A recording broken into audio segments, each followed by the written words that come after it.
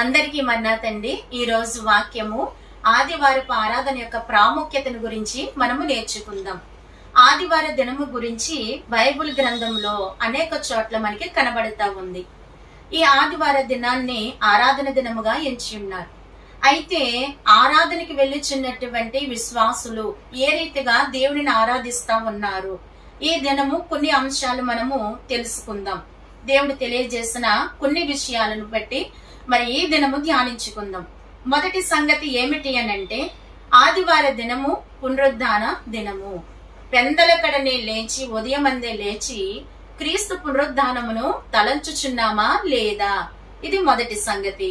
ఇక రెండవదిగా మనం ఆలోచిస్తా ఉంటే, సాధ్యమైనంత మటుకు ఆదివార దినమందు శరీర సంబంధమైన పనులు గాని, లోక సంబంధమైన పనులు గాని, ఆటపాటలు కాని లేకుండా చూసుకోవాలి.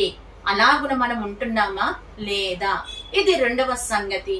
ఇంకా మనము గమనిస్తా ఉంటే, ఆదివారములకు కావలసినవన్నీ కూడా ముందు దినమే శనివారపు దినమందే ఏం చేయాలంటండి, మన వస్త్రాలు కాని మన కానుక కాని సిద్ధపరచుకుంటా ఉండాలి.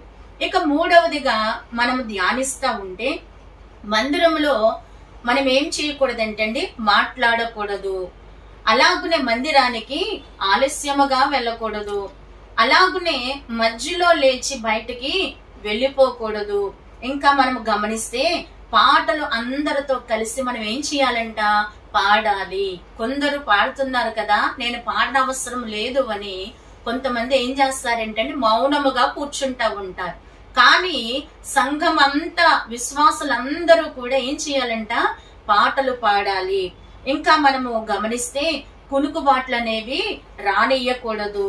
అలాగునే పరధ్యానముగా ఉండకూడదు.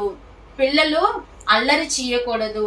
ఇంకా మనము ముఖ్యమైన సంగతి ఏమిటంటే అండి, చెల్లని నోట్లు కానీ అరిగిపోయిన నాణెములు కానీ చందాలో వెయ్యకూడదు అని దేవుడు మనకి తెలియజేస్తా ఉన్నారు. ఇంకా మనం గమనిస్తా ఉంటే కొంతమంది ఏం చేస్తారంటండి, చందా సంచిలోనే చిల్లర మారుస్తా ఉంటారు. అది కూడా చాలా పొరపాటు. ఇంకొక విషయం ఏమిటి అని అంటే, నాలుగవ సంగతి, గుడికి అనగా మందిరానికి ఆలస్యముగా వెళ్ళకూడదు. ఇంకా మనం చూస్తా ఉంటే దీవెన ఇస్తున్నప్పుడు మనం ఏం చేయకూడదు అంటే బయటకి వెళ్ళిపోకూడదు. ఇక ఐదవ సంగతి కనుక మనం ధ్యానిస్తా ఉంటే, మందిరానికి వచ్చిన తరువాత ఇతర సంగతులు ఏమీ కూడా మాట్లాడకూడదు. అలాగునే ఆరాధన సమయంలో ఆల్టర్ దగ్గర యాజకుడు ఆల్టర్ మీద వాక్యం చెప్తున్నప్పుడు ఆల్టర్ దగ్గర ఎవ్వరు కూడా ఏం చేయకూడదు అంటే అటు ఇటుగా తిరగకూడదు. బోధకుని ఎదుట గాని, వెనుక వైపు కానీ, ప్రక్క వైపు కానీ ఎవ్వరు కూడా ఏం చేయకూడదు అంటండి, తిరగకూడదు. అలా చేస్తేనంట ఆరాధనను అమర్యాదగా చేయుట అని దేవుడు తెలియజేస్తా ఉన్నారు.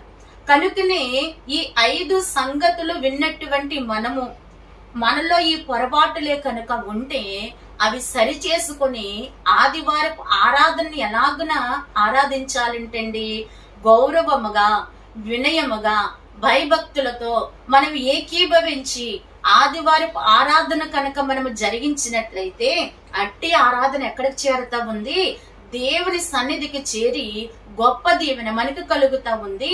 అట్టి ఆశీర్వాదము ఈ వాక్యం వినుచున్న మనకి కలుగును గాక. ఆమేన్.